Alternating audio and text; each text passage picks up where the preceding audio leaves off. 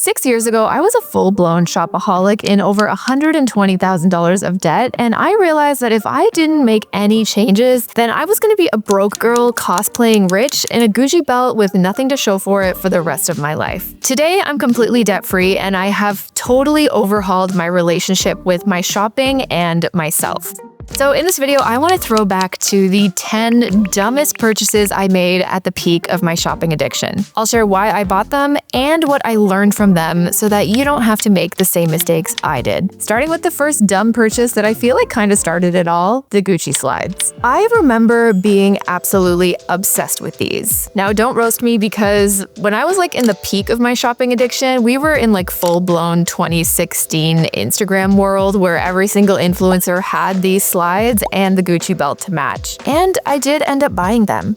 But I also remember telling myself at the time, like, oh, don't get used to spending $500 on shoes now. And I also remember kind of being like, so rich people buy these shoes and one, they're kind of uncomfortable, and two, you still have to pay extra money to get them resold. They were leather and they were so slippery. So I actually remember also being shocked that like you pay so much money for this designer elite kind of brand of shoe, but you still had to go and take it to your cobbler so that you could actually walk in them. I was trying to emulate like this fantasy self and all these cool influencers that I thought had made it, and this was like a signal to others that I had made it too, which I didn't really know about at the time. I think when I was in the peak of my shopping addiction, I never really thought about if a piece would have any longevity in my wardrobe. I was really just focused on like the instant gratification of getting them and trying to fit myself into a mold that I thought I should fit in to feel successful and cool and chic.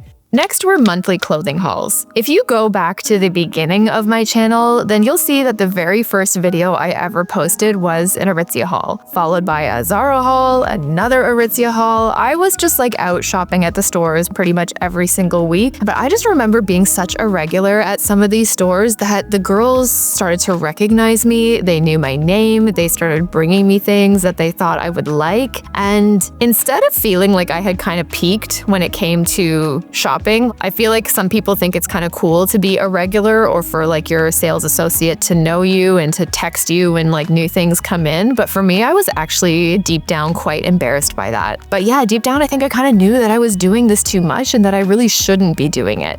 Because behind the scenes of all this shopping, I was staring at my student loan debt and then seeing how much interest I had accrued that month. So I was always just sort of floating in this world of like, oh, I'm stressed about money, so I'm gonna go shopping to relieve that stress. I'm gonna go shopping at my favorite store, drop $500 minimum because I'm a career woman now. I should be able to spend this money. And then I would kind of turn around, feel disgusted with myself, and then start that cycle all over again. At this time in my shopping, I was also really focused on quantity and really trying to keep up with the trends. I remember I was putting a lot of value and stakes on having the latest seasonal drops and wearing them while they were current instead of waiting for, you know, the next season to go by, getting something on sale and perhaps wearing it the next season. I needed to be on trend, on season right now, which meant I was also buying things full price a lot so that I could keep up. But I do really find it wild and fascinating how important and how urgent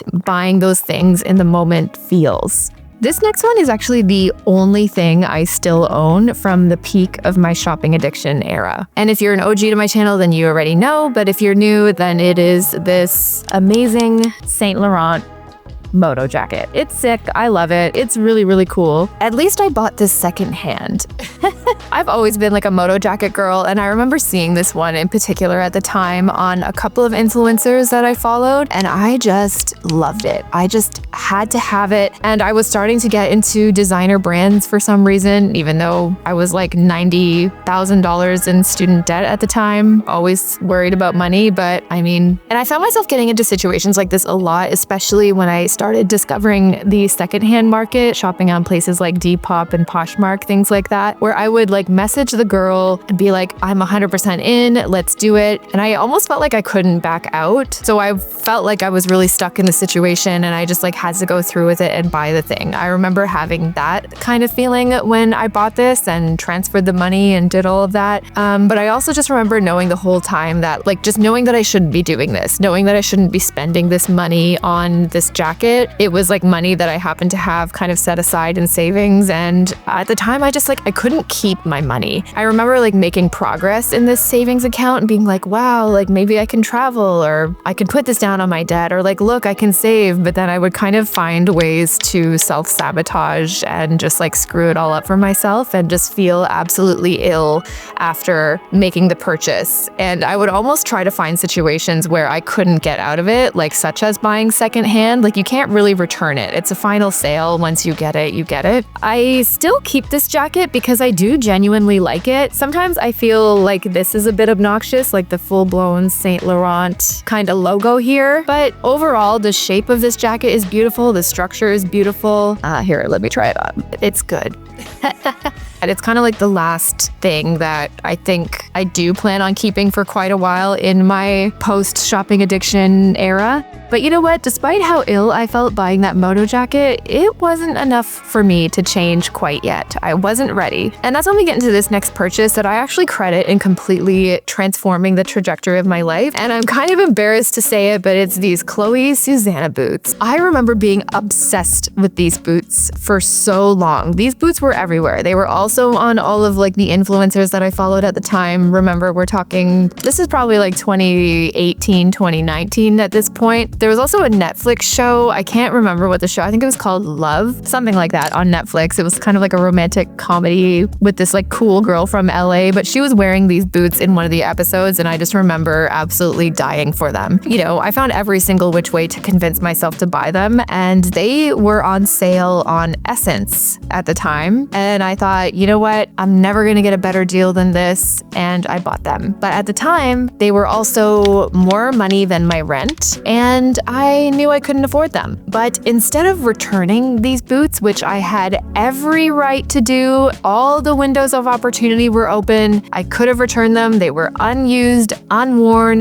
new in the box. Instead, I put them under my bed, put them away, and I kept them. And it was in that exact moment that I knew that I couldn't keep living like this. I could feel the self-sabotage. I could feel what I was doing to myself. And I just knew that if I didn't change now, then nothing was ever going to change. I was always going to feel broke and struggling about money for the rest of my life. I was never going to be able to pay off my debt, and I was never going to be able to do all the things that I dreamed of doing in my life, or to just, I don't know, to do anything, because all of those big goals, a lot of them are tied to money. And I was finding every which way to spend it, basically almost to punish myself because I didn't like myself. I was trying to buy my way into feeling confident and liking myself, but all I was doing through my behavior was proving to myself of how much I didn't care about myself or my future self. So it was actually in buying those boots and recognizing that self-sabotage in myself that I decided to start paying off my debt. That was the moment that I got so angry and so upset with myself. So really, if I didn't get those boots and do that to myself, I wouldn't be where I am today. I thought I would keep these forever as like a memento, but I did end up consigning them a couple of years ago, so I no longer own these.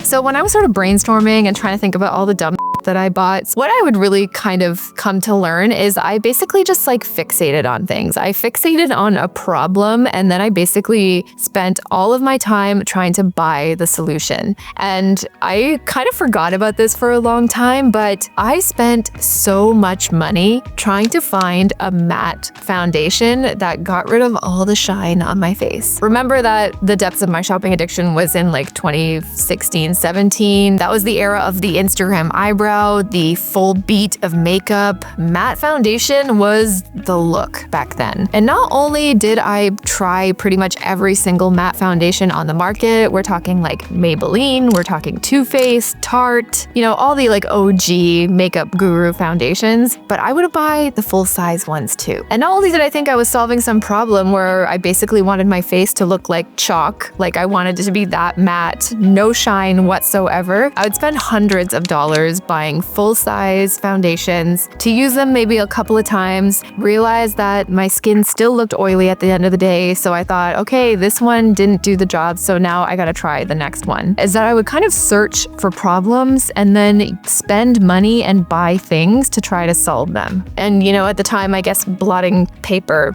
or powder never really occurred to me, which kind of ties into the next stupid purchase, and that was just things that I bought in general, but I wanted the YouTube Guru makeup collection. If you're a millennial, then I think at one point all of us dreamed of having those IKEA mall drawers completely full of makeup. You wanted a full drawer for blush, full drawer for lip liner, full drawer full of makeup palettes. Like, that was top tier goals for me at one time in my life. I'll show you a clip of my very first makeup declutter where I thought that this was a flex to have my desk drawer completely full of makeup. And looking back on this makeup collection, I'm pretty proud of myself because I feel like we've come a long way since then.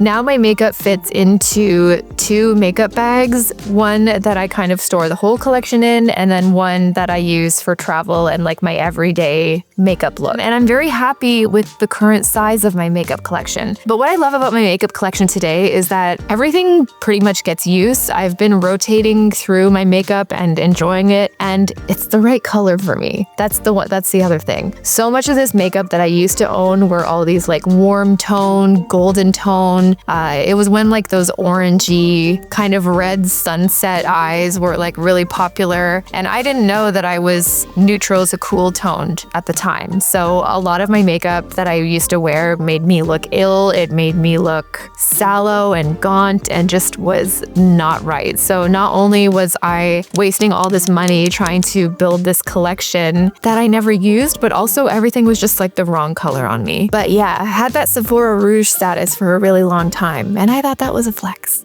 The next stupid set of purchases that I made it's kind of more of a general thing. I thought I was being a sustainable queen. I thought I was being savvy and saving money and being good for the environment. But turns out that in a lot of secondhand and vintage shopping that I used to do, I was just satisfying my shopping cravings. In my early 20s was when I was kind of introduced to secondhand shopping for the first time and realizing how many cool things you could get for dirt cheap. And today I know that secondhand first is kind of the preferred route if you can, but at the time I was still focusing on quantity rather than quality and really just being thoughtful and careful about what I was buying. It is sustainable, it is a great way to shop, but I learned that I think it's still best done with a little bit of a plan in mind. Because I'm going to be quite frank here, thrifting is not going to solve your shopping addiction. If you feel as consumed by consumption as I did back then thrifting and shopping secondhand almost feels like a hack so that you can keep doing what you're doing with fewer financial consequences. But at the end of the day, especially the way I was doing it, it was still me just seeking out sources of cheap dopamine. It was ways for me to fill up my closet even more. And I thought I was like building a cool eclectic style at the time, but really I was just collecting stuff because I couldn't pass up how cheap it was. Nowadays, when I do shop secondhand, I always shop with something in mind. I keep a wish list, and I'm more than willing to walk away from something if it's not exactly what I'm looking for. Here's a series of dumb purchases that I made when I was absolutely fixated on becoming the fantasy version of myself. And it was buying multiple Anina Bing t-shirts. There was a time where I was just obsessed with Anina Bing specifically. I thought that her style was so cool, so effortless. It was everything I wanted to be. But these t-shirts were an example of, if I like it, then I'll just buy it in another color. So I started out with one t-shirt. I loved it. So then I thought, you know what? I need another one and another one and another one. And before you know it, I had 10 of the same but slightly different graphic tees that all said Anina Bing on them.